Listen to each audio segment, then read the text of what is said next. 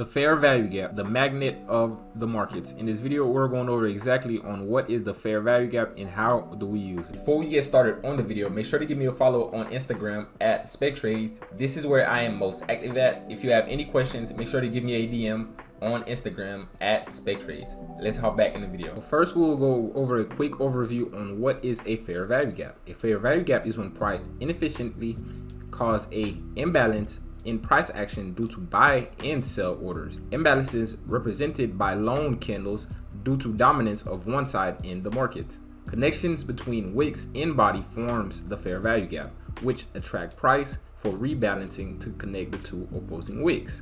So as we can see here in this picture, this low right here, boom, and now this high right here are not connecting with each other. So we just grab our box and just box it in. So this becomes our fair value gap. It's like a gap in price action. So there were fast movements in the market. So we see this big candlestick, 1, 2, price was moving fast to the downside, and then because price failed to come back in here to equal price. So there is a gap in the market. So price leaves a gap in the markets to come later in time to fill that gap to come and push price lower. That is a broad overview of what is a fair value gap. Fair value gaps often occur at major supply or demand zone. Gaps form where price distribution is uneven, attracting price to balance, and fair value gaps act as magnets for price, serving as key levels for market equilibrium. Just like we stated in the intro, the fair value gap is like the magnets of the charts, right? So price will use these fair value gaps just like a magnet. So pretend this is a magnet right here, and price will use these fair value gaps to come back into them, fill them, and either use a low inside of that fair value gap to push price lower, right? So we'll get just rejections, and then price will just gonna push price lower from this fair value gap to look into target old lows. So this is exactly our fair value gap, and the way we use our fair value gap is that we'll either enter at the open or the 50% consequent encroachment, and then we'll place our stop loss in old high up here or at an old low if we were in a bearish format. So that is like the prerequisites, small prerequisites of a fair value gap right here. This is like the broad overview of them. So mainly the fair value gap is just when 2 wicks right here, right? You see these 2 wicks right here, they're not connecting with each other. So you're just gonna draw a box out. This is gonna be your fair value gaps. So right here, so now let's look at some more. You can anticipate reversals from fair value gaps by identifying rejection using Fibonacci retracements at the 50% level of the fair value gap for potential reversal. Then overlapping the fair value gaps with internal range liquidity blocks strengthen rejection signals, right? So this is just more tips, I would say. But as you can see here, boom, we can see that price cleared these old highs right here, boom. So price will wake up and then push back down and give us a fair value gap. Let me just remove this, right, and then give us this fair value gap. This old low and now this old high right here failed to touch each other. So price will come back in the 50% of that fair value gap. As you see, this is what we call a 50% consequent encroachment, and then price will also use a old broken low, right, that is overlapped with this fair value gap. As you can see here, this old low right here got purged by this fair value gap. So price will come back into it, reuse it. Now this right here has made our fair value gap super strong, right? So price will now reuse this old low now to push price even lower, right, to come and clear these old lows right here. So this is just our fair value gap in just a more simpler way, right? So to just understand it and just grasp it, right? So our fair value gap is just this old high, low right here and this old high failed to connect. So this is what we call our FVG, and then you're just gonna mark it out, your 50% of it, boom. Price will now then reuse our old low that got purged through it. So this was an old demand zone. Price was supposed to come back down here to push price higher, but we see that price purged through it and left us this fair value gap. Price will come back and reuse it to push price even lower. So now let's keep going. Fair value gaps can induce price movements like pullbacks or trend continuations. Inducement examples include price closing parts of the gap, targeting extreme levels, or triggering a reversal from the discount levels. Understanding fair value gaps and liquidity levels enhances inducement predictions. So as we can see here, let me just zoom in a little bit. This fair value gap right here, boom, as you can see, these 2 candlesticks failed to touch each other. So we're just gonna grab a box, align it further, so and then label it a fair value gap. So this fair value gap acted as an inducement. As you've seen, price pulled into it, but nothing really happened. Price didn't reject to push price lower, but price came back up and give us this short-term high right here, right? So this short-term high right here is our form of inducement, boom. So price left this fair value gap to come in here to act as an inducement, and then price purged lower. Then what did price do? Price came back all the way higher to clear that inducement, and then tap into our lower time frame point of interest to now clear our old lows. And just like that, as we can see here, also once you get to see the fair value gaps, you'll never be able to not see them again. What did price do right here? Reuse now this FVG.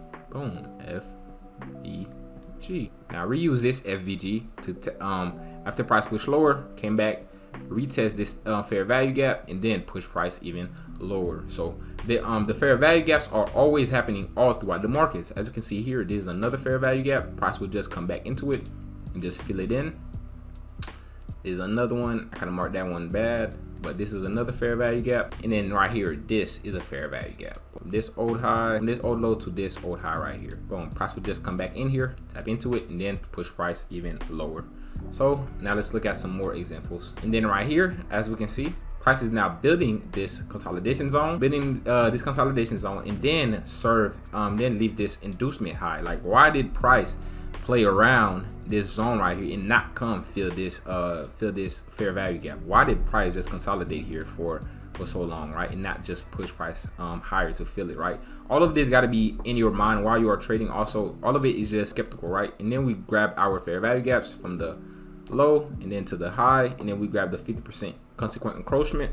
That's the 50% level of the fair value gap. As you see here, price came right into it, boom, and then push price lower right here. As you can see, is how our fair value gaps also can act as an inducement, right, to build liquidity, to induce traders pull into our fair value gaps or close the fair value gap completely before purging lower. Fair value gaps can act as targets, so our fair value gaps can serve as our take profits for attracting price for equilibrium, right, to pull price into equilibrium or to just fill price completely. So utilizing fair value gaps for take profits levels ensure a strategic exit plan, right? So a lot of people don't know how to exit their trades, right? So it's easy when you understand that the fair value gaps are like the magnets. So our fair value gap was from this low, boom, to this high. So we're just gonna box it out. But as you can see here, inside of this fair value gap, there's a broken zone right here. Just like we stated in the first mark right here, when we see a broken zone like this inside of the fair value gap, price will usually come back, right, and